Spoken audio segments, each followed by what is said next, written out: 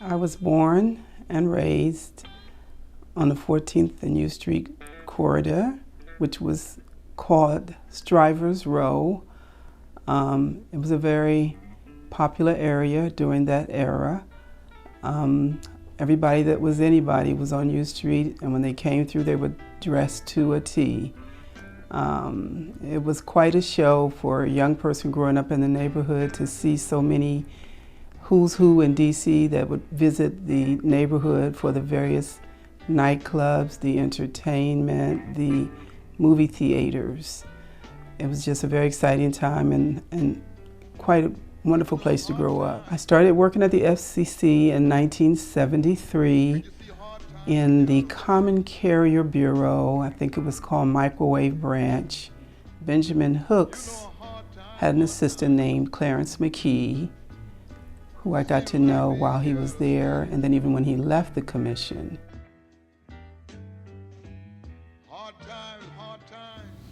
Well, upstate New York. Grew up, went to Hobart College in Geneva, New York. When I was growing up, I built something called a crystal set. Any Boy Scouts out there?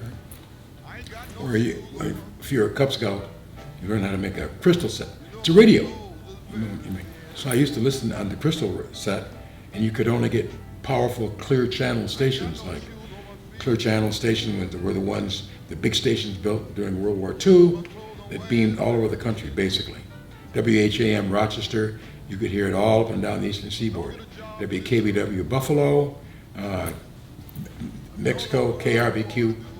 So I used to be hearing WKBW from Buffalo, and another show called Randy's Record Rack from Gallatin, Tennessee. For those who don't remember what a record was, we used to play records. I remember I was in Chicago one summer with my cousin who thought I was crazy. I would take a coffee pot, a radio, and the newspaper, and turn the music up when the music was on, and then when it went off, I'd pretend I was reading the news, And got into trying to be a disc jockey. Said, I want to do that.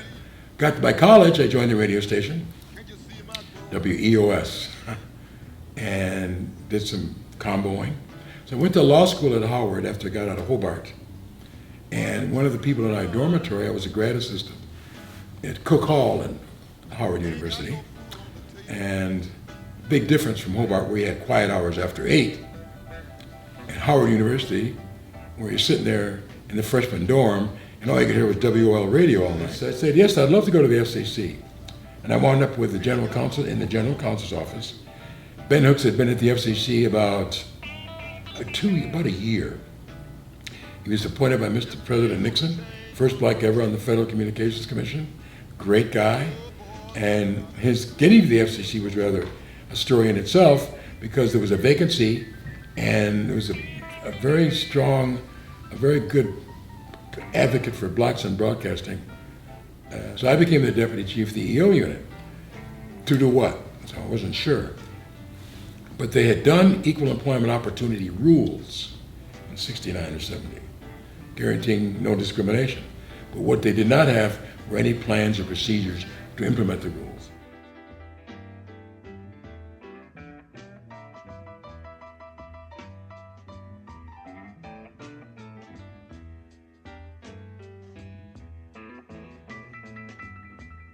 I came to the Federal Communications Commission after having left the World Bank in New York City, and then the National Association of Teachers in Washington, D.C. When I went into the cable television area, that was at a time when technology was exploding. We had all kinds of new innovative things going on in telecommunications, and that was, for me, very exciting. Benjamin Hooks was perhaps one of the stars in the industry. He was able to entice more and more people of color to come in and invest in the industry. He was also followed by others who were interested in the ownership aspect of telecommunications industries. Well, I'm a New Yorker, so I came from New York, grew up in Harlem, spent some time in the Bronx, and I'm proud of that. I feel like I'm a Harlem to Harvard guy. So basically, my experience in, I guess, broadcasting was due primarily after I left working for the government. I have proven to the world that I can make money and I can do some things in broadcasting and that black people are okay. So I said to ABC, NBC, CBS, and all the others, now let me create another fund for black people. And that was the first time that I said, like, hey, I'd gone full circle, I should really be thankful. But there was this institutional, I won't even say racism, it was just the thing that we as minorities just weren't respected, despite the fact that we'd proven that we could do what everybody else did. We weren't asking for reparations, we were just asking to be respected for what we did. Now, anybody else who had done as much as I had done would have been able to create a fund and go off and do other things, but no. Because I wanted to do something to create media that was green-lighted by black people that told our story. And there are many blacks who are involved in major media companies, cable, broadcasting, radio, TV, streaming, all of that. But they always have to be green-lighted by the majority population. Let's just put it at that. Let me say on the record that the best move I ever made in my life was attending Howard University. Now, I want you to understand, people go to other schools and that's great. You know, I think that's fantastic. But for me, Howard did what it needed to do for me. And I'm so thankful. And that is why when I had the opportunity, I taught at the School of Business, which I'm a graduate of. I taught at the law school, which I'm a graduate of.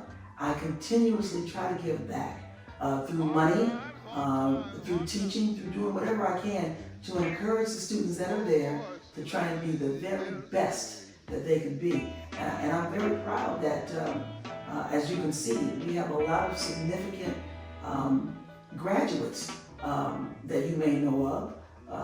Mr. Bozeman, Chadwick Bozeman, who just passed.